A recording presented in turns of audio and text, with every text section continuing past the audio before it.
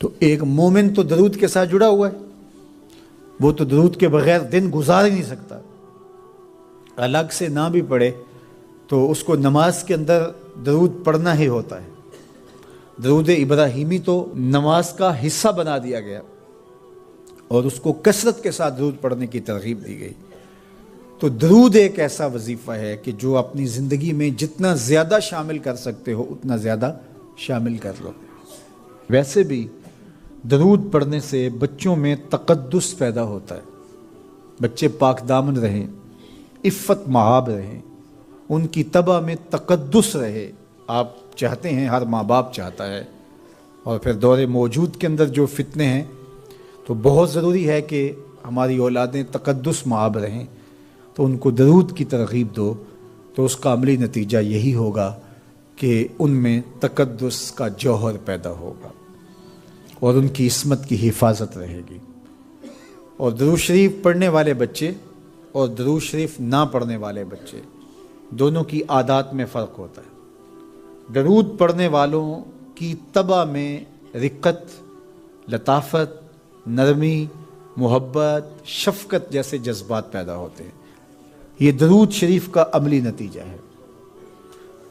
بعض لوگوں کو شکایت ہوتی ہے کہ ہمارے بچے بڑے اکھڑ ہیں، بڑے تند مزاج ہیں، بڑے سخت گیر ہیں، تو اس کا علاج کیا ہے؟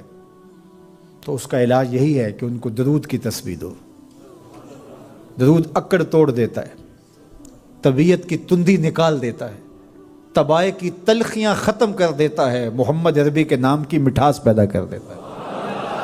حضور کا نام شہد سے میٹھا ہے، دل آویز ہے، کھنڈ میں اتنی مٹھاس نہیں ہے، شکر اور گڑ میں اتنی مٹھاس نہیں ہے، شہد میں اتنی مٹھاس نہیں ہے، قند اور نبات میں اتنی مٹھاس نہیں ہے جتنی نام محمد میں رکھی گئی۔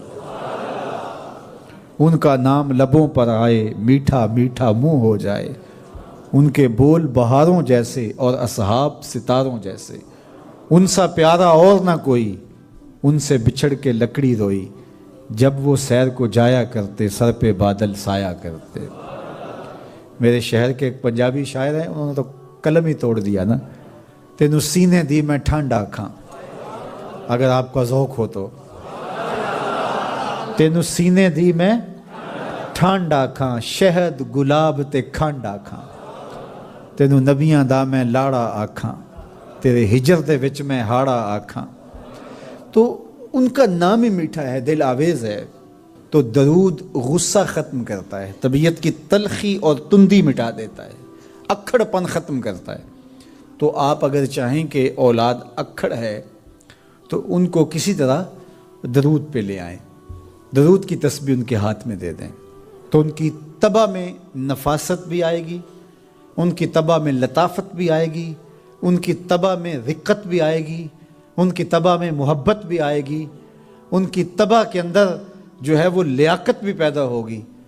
درود پڑھنے والا بچہ ذہنی استعداد میں درود نہ پڑھنے والے بچے سے بہتر ہوتا ہے۔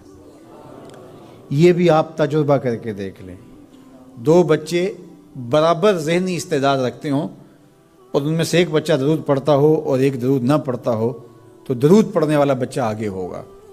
یہ درود کی برکتیں ہیں، یہ درود کی رحمتیں ہیں۔ تو درود کثرت سے پڑھنا اپنی اولاد کو سکھائیں گے۔ ہفتہ روزہ آپ محافل کا گھر میں انعقاد کر لیجئے اور اس میں صرف درود شریف پڑھ لیجئے، تو انشاءاللہ اس سے آپ دیکھیں گے کہ اولاد کو اس کا فرق پڑتا ہے۔ یہ تربیت کا ایک آسان نسخہ ہے اور یہ وہ وظیفہ ہے جس سے تھکن نہیں ہوتی، یہ وہ وظیفہ ہے جس سے طبیعت میں تلخی نہیں آتی۔ کہتے ہیں وظیفہ میں نے پڑھا ہے تو وظیفہ پڑھتے پڑھتے میری طبیعت میں یہ ہو گیا ہے، وہ بعض کہتے ہیں وظیفہ الٹ پڑ گیا ہے۔ بڑے وظیفے الٹ پڑھ سکتے ہیں لیکن درود الٹ نہیں پڑھتا، درود ہے ہی سیدھا، یہ الٹوں کو بھی سیدھا کر دیتا ہے۔ تو درود پڑھیں اور یہ منہ بھی میٹھا رکھے گا، یہ دل بھی ٹھنڈا رکھے گا، یہ دنیا بھی ٹھنڈی رکھے گا اور آخرت بھی ٹھنڈی کر دے گا۔ درود چراغ بھی ہے، درود کستوری بھی ہے، خوشبو بھی ہے، مہک بھی ہے، شہد بھی ہے، گلاب بھی ہے، کھنڈ بھی ہے۔ اور سینے کی ٹھنڈ بھی ہے۔ تو درود اپنی طبع کے اندر اچھی طرح سے راسخ کر لیں اور اپنی اولادوں کی طبع میں اس کو راسخ کریں۔ اس سے آپ عملاً دیکھیں گے، میں سالوں کی بات نہیں کرتا، اشروں مہینوں کے اندر آپ فرق پڑتا دیکھیں گے۔ میرے اور آپ کے آقا و مولا نے ارشاد فرمایا، قیامت کے دن میرے سب سے قریب وہ ہوگا جو کثرت سے میرے اوپر درود پڑھنے والا ہوگا۔ تو یہ حضور کی قربت کا ضامن ہے درود۔ تو اس لیے اپنی اولاد کو حضور علیہ السلام پر درود پڑھنے کی ترغیب دو۔ بچپن میں ہی اپنے گھر کے اندر مجالس درود قائم کرو۔ روزانہ کی بنیاد پہ ہو تو بہت اچھا، نہیں تو ہر 8 دن کے بعد ایک دن ضرور متعین کر لیا جائے۔ جمعۃ المبارک کے دن کثرت کے ساتھ درود پڑھنے کی ترغیب دی گئی ہے، اور فرمایا اس دن فرشتے حاضر ہوتے ہیں۔